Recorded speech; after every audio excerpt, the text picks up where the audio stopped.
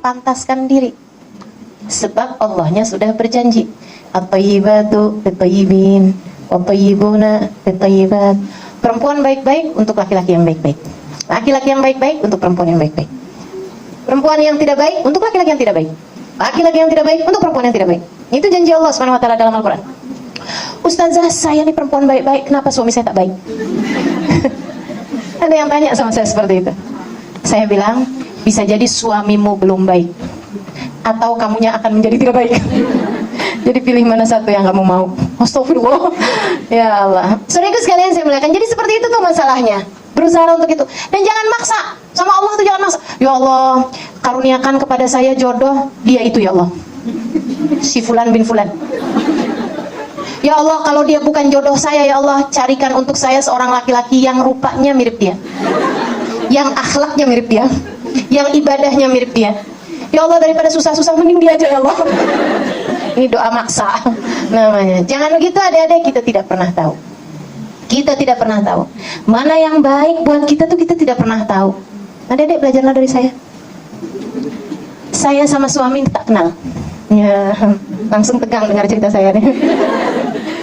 Saya sama suami, saya tak tahu rupa dia kecuali sesudah akad. Sudah akad nikah. Akad nikah pun saya tak tahu. Akad nikahnya di ruangan lain bersama dengan Habib Nur bin Hafid. Habis selesai akad, dia kemudian jumpa saya di majelis di halaman rumah orang. Halimah Ali terus dipanggil ke samping rumah untuk berjumpa dengan suaminya. Suaminya? Ya Allah, kayak apa orangnya? Saya pun jumpa sama dia, kemudian saya salam sama dia, saya lihat, oh ini dia suami saya, oke. Oke, boleh. Jadi tak kenal, makanya dia selalu cerita sama teman-temannya. Dia bilang, saya kawin kan, itu macam beli kucing dalam karung. Saya tak tahu Halimah itu punya hidung atau tak punya. Ya Allah. Saudara sekalian saya muliakan, jangan pernah turun standar, gitu ya. Jangan asal kita doanya, yang penting ya Allah dikasih saya jodoh. Tetap minta kepada Allah Subhanahu wa taala. Engkau berhak untuk meminta. Jangan merasa yang asal ada yang mau aja udah bagus saya. Jangan begitu. Siapa bilang begitu? Kamu berhak untuk yang lebih daripada itu. Namun jangan juga enggan terhadap konsep pernikahan. Ya, jangan juga enggan terhadap konsep daripada nikah susah rasanya, harus uruskan orang, harus begini, harus begitu. Saya tak mau nikah aja lah. Jangan begitu juga. Kata Nabi Muhammad, "Faman raghiba an sunnati falaysa minni." Siapa yang enggan terhadap sunnahku, maka dia bukan termasuk golonganku, dan nikah adalah sunnahku. Saudara sekalian yang saya muliakan, ingat ceritanya Julaibib? Atau pernah dengar cerita Julaibib? Tak pernah dengar? Oke, saya mau cerita. Ada dulu seorang sahabat Nabi Muhammad alaihissalam. Jadi ada orang di Madinah, miskin, jelek, tak jelas siapa bapak ibunya, pendek, hitam. Nggak ada cakepnya ya ini ya, nggak ada cakepnya, nggak punya rumah, hidupnya terkatung-katung di Madinah. Teman-teman saya sekalian, dia tiap hari aja gitu keliling mana apa yang dia bisa bantu sama orang, sampai sama orang itu dijadikan sebagai tanda kesialan. Ibu-ibu kalau bilangin anaknya, kamu harus yang betul, nanti kamu kayak Julaibib gitu, tanda kesialan gitu. Oh kalau acara pernikahan ada Julaibib nih bakalan bercerai nih, begitu dijadikan sebagai tanda kesialan. Kesian Julaibib, nggak punya rumah, nggak punya apa-apa, nggak punya siapa-siapa, orang tuanya nggak jelas siapa, itu ya, nggak punya nasab, nggak punya harta, nggak cakep pula gitu, jelek pula, hitam pula, bukan orang pandai juga.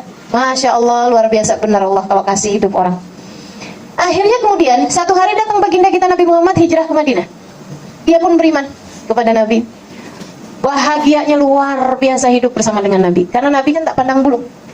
Nabi tak lihat orang dari rupa, dari apa. Inna akramakum indallahi atqakum. Julaibib tak pernah dihalangkan dari soft awal. Kalau dia memang datang lebih awal, kenapa tak boleh? Kan begitu. Julaibib bahagia. Oh, tiap sholat soft yang paling terdepan. Dan Julaibib pun memutuskan untuk menjadi salah satu dari ahli sofa, orang yang tinggal di masjid Nabi Muhammad alaihissalam. Jadi santri, jadi pelajarnya Nabi Muhammad dan 40-an orang. Satu hari, Julaibib lagi merasa hidupnya berada di surga. Ujian, rasanya hidup nih macam udah selesai semua ujian, sedang bahagianya hidup bersama dengan Nabi. Satu masa ujiannya datang. Ujian kan disesuaikan sama keimanan. Nabi ada jumpa dia. Julaibib, iya Rasul. Assalamualaikum. Waalaikumsalam ya Rasulullah. Dia cium tangan Nabi. Julaibib, iya Rasul. Hala tatazawwaj. kamu tak menikah? Julaibib jelek, miskin, diulang lagi nih ya. Semua kekurangan itu. Julaibib pikir, aduh Rasul, bukan tak mau nikah, tapi siapa yang mau menikah dengan Julaibib di dunia? Kalau urusan di akhirat kan yang jelek jadi cakep. Di surga ya, orang jelek tak masuk surga.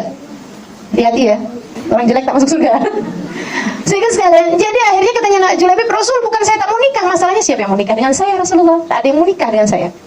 Nabi ketika dengar Julaibib bicara seperti itu, Nabi senyum aja, kemudian ditinggalkan Julaibib. Sepanjang malam mikir, itu palingan Nabi hanya sekedar tanya aja gitu. Namanya kan orang usia-usia 20-an tahun mau ditanya apa kalau bukan nikah. Gitu ya. Kan biasa aja tuh, adik-adik kan juga sering ditanya ya, orang tua ya. Kamu kapan nikah? Kamu kapan nikah? Ibu-ibu berhenti ya bertanya ya. Nanti dijawab sama anak-anaknya pas ada yang meninggal. Ibu kapan? Kan nggak enak. Padahal kan urusan nikah, urusan mati kan sama aja. Ketentuannya Allah juga semuanya. Jadi akhirnya kemudian besok harinya Julaibib kemudian dipanggil sama Nabi Muhammad. Ini sengaja dipanggil. Kalau yang hari pertama tuh tak sengaja berjumpa. Yang hari kedua ini sengaja dipanggil. Julaibib, aina Julaibib, kata Nabi gitu. Panggil Julaibib. Iya Rasul. Ya Julaibib. Iya Rasul. Halla tatazawwaj. Kata Nabi, kamu tak mau nikah? Kamu tak nikah? Waman yatazawwaj ala Julaibib wa fid dunya. Nah, dah ditinggal lagi sama Nabi. Nabi kan gitu, tak memaksa, biarkan orang berpikir sendiri gitu. Jadi ibu-ibu tak payah paksa-paksa anak suruh nikah, gitu ya. Biarin, tanya aja ke Nabi. Allah tatazawwaj. Kemudian besok harinya lagi, malam hari itu Julaibib tak boleh tidur. Ya Allah, saya nih jadi umat durhaka sekali. Nabi tanya macam itu, kemudian saya jawab kayak gitu. Ya Allah, ya Allah, ya Allah, salah saya. Harusnya sebagai seorang hamba, seorang umat, apapun yang diputuskan oleh Nabi Muhammad, saya harus ikut aja. Dia pun kemudian meneguhkan hati. Tapi mudah-mudahan Nabi tak tanya, katanya gitu. Subhanallah, besoknya Nabi tanya, aina Julaibib? Julaibib datang. Pasrah kali ini. Baik ya Rasulullah. Bagaimana kabarmu Julaibib? Baik Rasulullah. Ya Julaibib? Ya Rasul. Halla tatazawwaj? Kamu tak nikah? Apapun yang kau putuskan ya Rasulullah. Betul tuh ya, gitu ya. Apapun yang kau putuskan. Nah ini adik-adik saudariku sekalian, kita juga harus begitu. Apapun yang Allah putuskan, masalahnya kita tak tahu Allah putuskan apa bagi kita. Karenanya, yang pertama, nomor 1, jangan pacaran. Kalau ada laki-laki yang mendekatimu, kasih nomor HP abah ayahmu. Oke? Dan kasih nomor HP bapak, gitu kan? Kalau nak serius sama saya silahkan, gitu. Nomor HP kamu bukan nomor HP bapak saya, gitu. Ya. Nanti kalau dia sungguh-sungguh melamar, tanyalah kepada Allah Subhanahu wa taala yang Maha tahu, inikah yang kau inginkan ya Allah? Beristikharahlah. Kalau istikharah hasilnya bagus, silahkan menikah. Kalau istikharah hasilnya jelek, jangan kemudian ulang lagi istikharah. Bukan gitu ya. Udah kalau hasilnya jelek ya berarti jangan. Gitu ya. Jadi sekalian, macam Julaibib nih, apapun yang kau putuskan wahai Rasul. Nabi itu senyum. Maksud Nabi, begitu yang seharusnya kamu gitu. Yuk, Julaibib. Kemana Rasul? Kita lamar anak orang. Teman-teman saudaraku sekalian, Julaibib dibawa sama Nabi Muhammad ke rumah seorang perempuan cantik, tinggi, putih, kaya, pandai, anak seorang laki-laki yang terhormat dan ibu yang terhormat, dan berulang kali lamaran orang semua dia tolak. Orang-orang tuanya ini. Berapa banyak orang ditolak. Datang kemudian Nabi Muhammad melamar untuk Julaibib. Luar biasa ya ujian orang ya. Ujian bukan tuh? Ujian buat yang perempuan, ujian buat mertuanya, si ibu bapaknya. Datang Nabi Muhammad ke ayahnya ini. Waduh Rasul, mimpi apa saya Rasul? Kau datang ke rumahku. Masya Allah, ahlan wa sahlan bi Rasulillah. Silahkan masuk wahai Rasulullah. Nabi pun masuk. Kau sedang ada urusan di sekitar sini Rasul, kemudian datang ke rumahku. Tak, kata Nabi, saya datang ke sini memang untuk datang ke rumahmu. Masya Allah Rasul, kau menambah kemuliaan di atas kemuliaan kami. Maksudnya kedatanganmu udah mulia, apalagi memang sengaja datang, gitu kan? Dia bilang, ada kepentingan apa kiranya Rasul? Saya datang kemari untuk melamar. Masya Allah Rasulullah, luar biasa bahagianya hati ini. Masya Allah ya Rasulullah, tak salah, tak silap memang. Maksudnya dia udah menolak lamaran-lamaran orang ini, tak salah. Kemudian Nabi Muhammad datang melamar anaknya gitu. Kata Nabi Muhammad, bukan untuk saya. Untuk siapa Rasulullah? Untuk Julaibib. Julaibib! Julaibibnya udah yang, kan apa sih bilang? Ya. Kata Nabi Muhammad, iya betul. Waduh Rasul, sebagai seorang ayah saya tak boleh memutuskan sesuatu dengan begitu aja. Saya harus diskusikan dengan anaknya, dengan ibunya. Silakan, kata Nabi Muhammad. Bingung dia. Masuk ke dalam, istrinya bilang, Bang, Rasulullah ya Bang? Iya. Rasulullah Bang, datang ke rumah kita Bang? Iya. Bang, mau apa Bang Rasulullah ke rumah kita Bang? Mau melamar. Masya Allah Bang, bukan buat Rasulullah, buat siapa Bang? Julaibib. Gak ada. Ya Allah Bang, masa anak kita mau kawin sama Julaibib yang itu kan Bang? Hitam, jelek, kurus. Waduh, semua itu ya. Miskin wah semuanya. Katanya dia, iya. Terus gimana nih Bang? Saya juga nggak tahu. Yaudah gini aja Bang, Abang nanti temuin Rasulullah, saya temuin belakang rumah yang kemarin lamar anak kita Bang. Jadi Abang bilang anak kita sudah dilamar sama yang sebelah, yang belakang. Ya benar juga ya. Yaudah, mereka lagi diskusi seperti itu, anaknya keluar, anak gadisnya. Dia bilang, sepertinya sedang bincang-bincang tentang saya. Kata ayah ibunya, iya betul nak. Emang kenapa ya? Itu Nabi Muhammad depan rumah melamar untukmu, tapi bukan buat Nabi. Buat siapa ya? Buat Julaibib. Oh, nggak terkejut, biasa aja. Kenapa? Beriman. Orang beriman tidak kagetan. Ayo coba lihatin nih, dirinya kagetan apa enggak? Oh, gitu. Terus apa keputusan ayah dan ibu? Ya jangan loh, masa kamu kawin sama Julaibib? Oh, ayah, ibu, boleh nggak saya punya keputusan sendiri? Memang kamu punya keputusan yang berbeda? Iya. Apa keputusanmu? Dia bilang, kalau memang Nabi yang datang, bawa siapapun, saya tak akan lihat siapa yang dibawa sama Nabi. Saya hanya akan lihat yang membawanya. Nabi yang bawa. Saya baca dalam Al-Quran, wa makana li mu'minin wa la mu'minatin idza qadallahu wa rasuluhu lahumul amr an yakuna lahumul khiyarata min amrihim. Tidaklah layak bagi orang laki-laki ataupun perempuan yang beriman kepada Allah dan Rasulnya apabila Allah dan Rasulnya telah membuat keputusan untuk memiliki pilihan sendiri. Kalau udah Allah dan Rasulnya putuskan, jangan punya pilihan. Oh gitu, nah kamu serius? Iya ya. Ya udah kalau memang seperti itu. Tapi ini Julaibib kamu kenal kan? Takutnya keliru gitu ya. Iya. Udah, akhirnya keluar. Kemudian dia bilang, sudah kami rundingkan, saya, istri dan anak. Kemudian kami semua memutuskan untuk menerima lamaranmu. Tinggal Julaibib yang, kok diterima, ini aneh sekali. Teman-teman saudaraku sekalian, itu Julaibib. Gitu ya. Maka kita juga urusan jodoh itu seperti itu. Satu, tidak usah pakai pacar-pacaran. Dah, lepaskan. Tutup itu dari kamusmu. Jadi kalau ada ibunya bilang, kamu sih nggak pacaran, gimana mau menikah? Bilang, Bu, ibu tak hadir sih kemarin. Waktu kajian. Kata Ustazah Halimah tuh, Bu tak payah pacaran, Bu. Jodoh akan datang tanpa harus pacaran. Gitu kan ya? Garam di gunung. Salah. Garam di laut. Asam di gunung. Salah juga. Garam di laut, asam di gunung. Oh, di darat. Terus kemudian gimana? Dalam periuk bertemu jua. Oh, kalau saya garam di laut, asam di gunung, di dalam bumbu rujak ketemu juga. Bumbu rujak kan ada garamnya, ada asamnya ya. Jadi teman-teman sekalian, kalau yang harus jadi jodohmu pasti akan jadi jodohmu. Tak usah khawatir masalah itu. Pasti akan berjumpa juga.